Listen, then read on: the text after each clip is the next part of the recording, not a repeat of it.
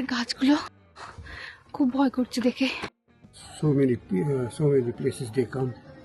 আগে অর্ধেক পড়েছি, ভাবছি আজকে তো ছুটি, আজকে কে শেষ করে দিই।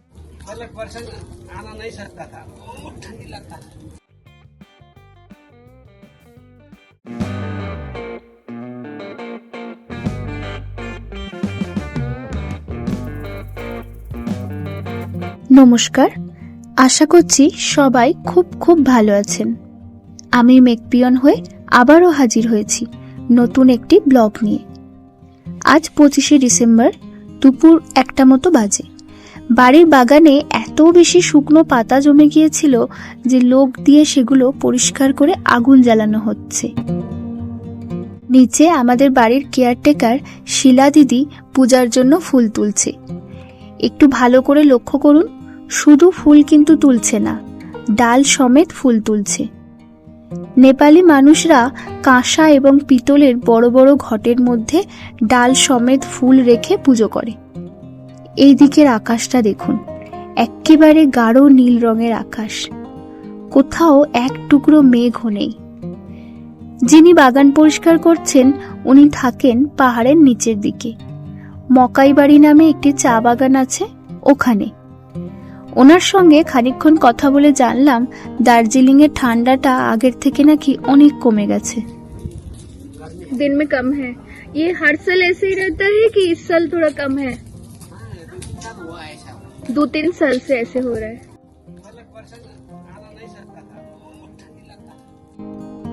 এখানে যতগুলো চা বাগান আছে তার মধ্যে মকাইবাড়ির চা বাগানের অবস্থা ভালো। নিয়মিত চা গাছের পরিচর্যা এবং কর্মচারীদের তুলনামূলকভাবে ভালো পারিশ্রমিক দেওয়া হয়। ওই বাগানের মালিক কলকাতার বাঙালি। চলুন বাড়ির ভিতরে যাই। সুমুক যেহেতু ভেজিটেরিয়ান পরিবারে বড় হয়েছে, তাই একদম কম তেল মশলা দেওয়া ভেজ খাবারটাই খেতে ভালোবাসে।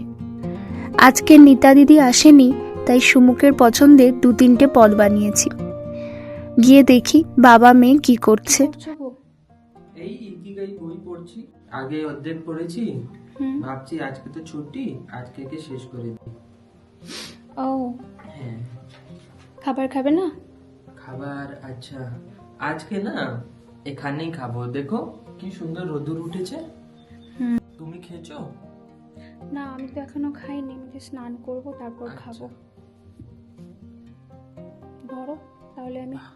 এই তো আলু ভাজা আর আলু কপির ঝোল আর বিন ভাজা, পাপড়। তোমার দেখতে তো খুব পছন্দের পাপড়। টেস্টি লাগছে। দাঁড়াও, আমি তাহলে এই টুলটা বের করে দিই। হ্যাঁ, এখানে বসেই খাও। আলু খাইবি क्या পারি? মাম্মা শর্ট দেখি, এ নাও, এটা নিয়ে নাও। পারি ने खाना खाया? ও খেয়ে নিয়েছে। ও মাংস সেদ্ধ দিয়েছিলাম, পারি চিকেন সেদ্ধ দিয়ে ভাত খেয়েছে। পারি ने चिकन खाया है? দেখো কাণ্ড, তারপরেও দেখছে এমন ভাবে যেন ও আজকে খাইনি। হ্যাঁ হ্যাঁ, আচ্ছা এই নাও, আগে তুমি টেস্ট করো। না না, তুমি খাও না, আমি পরে আমি তো খাবো। খাবোই পুরো। তুমি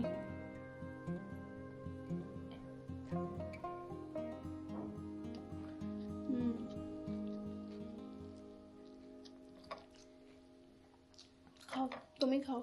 এই দেখতে তো গরম ভাতে খুব সুন্দর লাগছে। আলু ভাজা, হ্যাঁ হ্যাঁ, ধনে পাতা দিয়ে আর এই ফুলকপির তরকারি, ডেডলি কম্বিনেশন। সত্যি।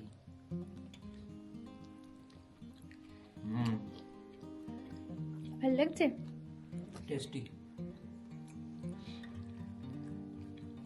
কি হয়েছে, তুমি একটু খাবে? একদম পারফেক্ট, মানে মশলাগুলো, নুন ঝাল অন্য মশলা একদম পারফেক্ট, ভালো লাগছে। খাও, রোদ্দুর খাও আর এদিকে খাবারও খাও। আজকে কি বাইরে যাবে? আজকে তো ক্রিসমাস না? ভাবছি একটু বেরোলে হয়। আচ্ছা, তারপর বেরোতে হবে তাড়াতাড়ি। তুমিও আমি খাবার যাই, খেয়ে নাও। গিয়ে স্নান করে রেডি হয়ে নিই, খাওয়া দাওয়া করে তাহলে বেরোবো একটুখানি। আচ্ছা, আজকে কি ফারিকে সান্টা ক্লজ বানাই? ও তো এমনিতেই সান্টা ক্লজ, সারাক্ষণ টুপি তো আমার আছেই আমাদের কাছে। ওর মুখ দেখলেই তো মন ভালো হয়ে যায়। ও তো এমনিও শান্ত। আরে পাঁপড় দেখতে হবে না বাবা তোকে। হ্যাঁ, ওটা তোর নয় তো মা, ওর মধ্যে তো নুন আছে, মশলা আছে মা, ওটা তোমার নয় তো। अरे তুমি রোজ तुमने সেদ্ধ चिकन খাও। खाया ना, तुमने चिकन खाया ना, तुम चिकन खा के क्यों हमारे घास ओके। फूस पे नजर डाल रही हो? ওকে একটা বিনস ভাজা দাও তো, বেচারা ভাজা? রোজ সেদ্ধই খায় নুন ছাড়া, একটা দাও। একই দেবো, হ্যাঁ? হ্যাঁ খুব মজা। কেমন হয়েছে? টেস্টি? ব্যাস ব্যাস ব্যাস, আর না মা, আর না, এবার বাবাকে খেতে দাও। হ্যাঁ, আর বিরক্ত করো না, এবার বাবাকে খেতে দাও।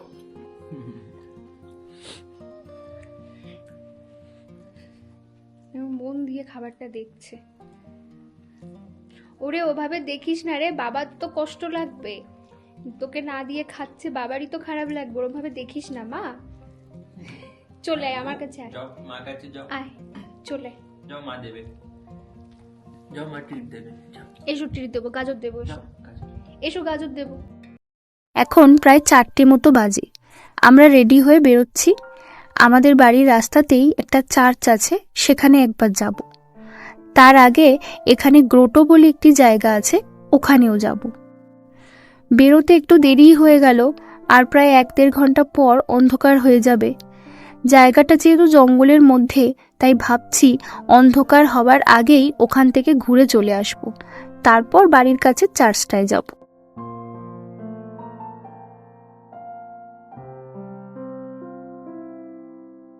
কার্শিয়াং থেকে দার্জিলিং যাবার পথে প্রায় 7 কিলোমিটার দূরে একটি পাহাড় আছে, যার নাম Saint Mary hill.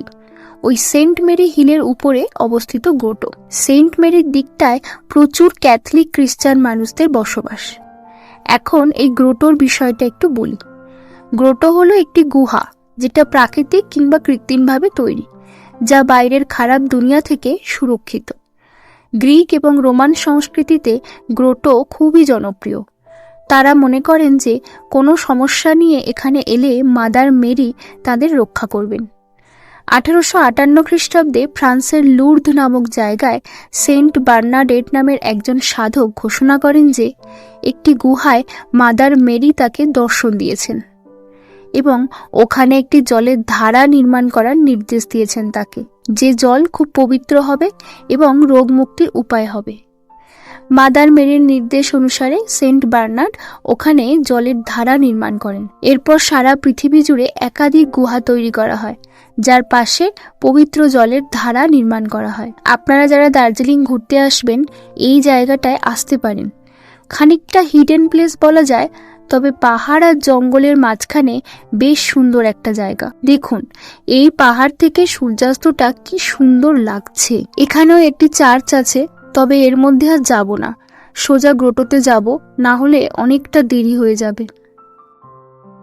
Many people from so many places they come for that Mother Mary. Yeah, Papa worship. দুজন ভদ্রলোকের সঙ্গে আলাপ হলো। আমরা একটু রাস্তা হারিয়ে ফেলেছিলাম, ওনারাই রাস্তা দেখিয়ে দিলেন। মেন গেটটা বন্ধ, ওর পাশের রাস্তাটা দিয়ে ঢুকতে হবে। দেখুন রাস্তাটা কেমন ভয়ানক, দুপাশে ঘন জঙ্গল আর পাশেই একটা কবরস্থান আছে, তার উপর অন্ধকার হবে হবে, বেশ একটা গা ছমছমে ব্যাপার আছে। আসলে বাইরের দুনিয়া থেকে গ্রোটোকে সুরক্ষিত রাখার জন্যই এভাবে জঙ্গলের মধ্যে বানানো হয়েছে। ওই যে দূরে সাদা গেট দেখা যাচ্ছে, ওটাই গ্রোটোর গেট। সেন্ট বার্নার্ডের যেহেতু লুর্দ শহরে মাদার মেরির দর্শন পেয়েছিলেন, তাই ওই শহরে মাদার মেরির নাম হয় লেডি অব লুর্দ। এইখানে দেখুন, এই জায়গায় মাদার মেরির নাম লেডি অব রোজারি। এটা ফ্রান্সের লেডি অব লুর্দের আদলে বানানো হয়েছে। এই সেই পবিত্র জলধারা। তবে এই ঝর্ণাটা কিন্তু প্রাকৃতিকভাবেই উৎপন্ন, আর ঠিক এর পাশেই নির্মিত এই গুহা, যেখানে মাদার মেরির অবস্থান বলে বিশ্বাস করা হয়।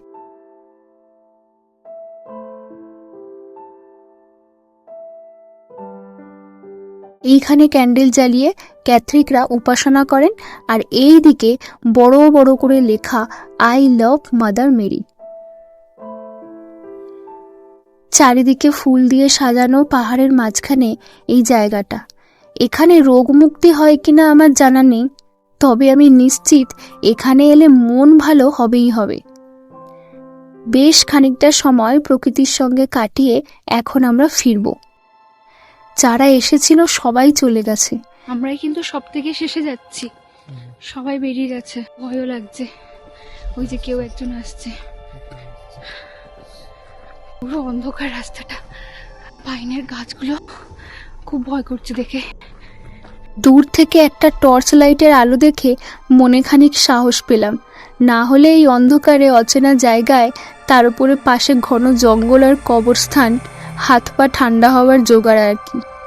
প্রকৃতি এমনি ভীষণ সুন্দর, আবার ওই প্রকৃতি কখনো কখনো ভীষণ ভয়ঙ্কর হয়ে ওঠে।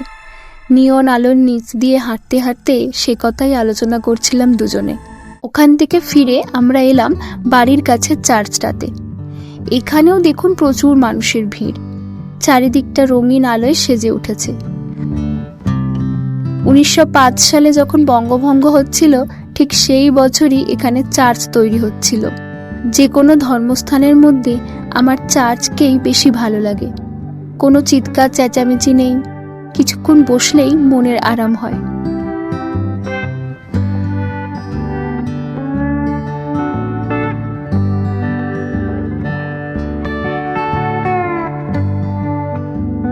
আমরাও খানিকটা সময় চুপচাপ বসে কয়েকটা ফটো তুলে সুন্দর একটা সন্ধ্যা কাটালাম।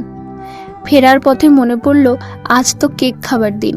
ছোটবেলা থেকেই এই দিনে দোকানগুলো কত রকমের কেক আর রঙিন জিনিসপত্রে সেজে উঠত। সেগুলো দেখব বলেই বাবার হাত ধরে বাজারে যেতাম।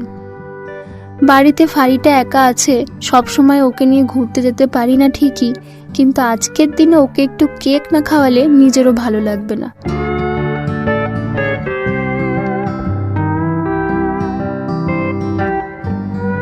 এখানে বেকারি শপ প্রচুর, সারা বছরই লোকজন লোকাল বেকারি শপ থেকে কেক বিস্কিট কেনে। টেস্টও বেশ ভালো, বিশেষ করে এই দোকানটায় একবার চকলেট ডোনাট খেয়েছিলাম, অসম্ভব ভালো খেতে।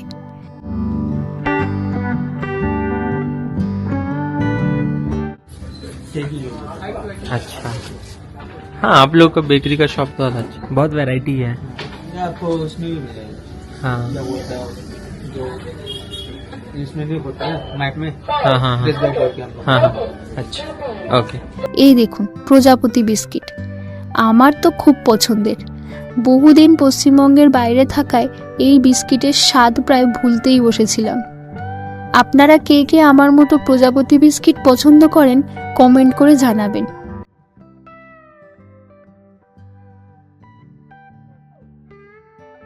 ক্রিসমাস, একটু কেক খেতে হবে তো, হ্যাঁ? একটু কেক না খেলে ক্রিসমাসটি পুরো হবে না। চলো আমি কেক দিচ্ছি, বসো। Fari is excited or not? Fari? দাঁড়াও, আমি খুলে দিই মা। সিট করো, সিট করো, সিট করো, স্টে স্টে। নো দি ওকে একটু একটু একটুই দেবে, কিন্তু ওর জন্য ভালো না। আজকের দিনটা জন্মদিনের দিন, তো ওর জন্য আলাদা করে কেক তৈরি হয়, তখন ওর পুরো কেকটাই দেওয়া হয়। আজকেও ভাবছে যে আমাকে পুরো কেকটাই দেবে, এটা বোধহয় জন্মদিনের কেক। জন্মদিনের কেক নয় মাম্মা, এটা এর মধ্যে সুগার আছে, সবকিছু আছে, ড্রাই ফ্রুটসও আছে। ড্রাই ফ্রুটসও আছে, যেগুলো তুমি খেতে পারবে না। একটুখানি খাবে, দিয়ে ওকে ভেঙে দিই।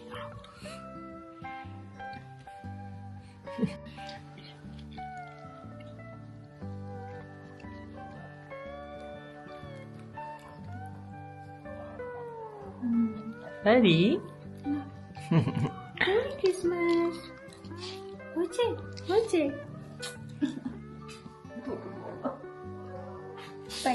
আর না মামা, আর না, ঠিক আছে।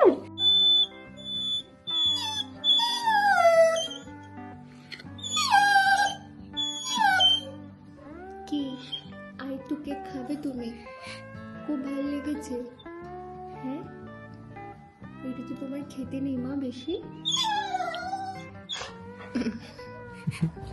আচ্ছা, মার কাছে এলে আর একটু পাওয়া যাবে নাকি? মার কাছে এলে আর একটু পাওয়া যাবে? পাওয়া যাবে না তো মা? তুমি খেলে তো মা? বেশি খেতে নেই যে এর মধ্যে সব বাজে বাজে জিনিস আছে মা। হুম? তুমি ভালো ভালো জিনিস খাবে না, এগুলো বাজে জিনিস খেতে নেই মা। আর একটুখানি খাবে, খুব ভালো লেগেছে। হ্যাঁ, খুব ভালো লেগেছে। ভিডিওটি ভালো লাগলে লাইক করে দেবেন, আর আমার পাহাড় জীবনের সঙ্গী হতে চাইলে সাবস্ক্রাইব করে নেবেন। আজকের মতো বিদায় নিচ্ছি, দেখা হচ্ছে পরের ভিডিওতে। ততক্ষণ ভালো থাকবেন, সুস্থ থাকবেন।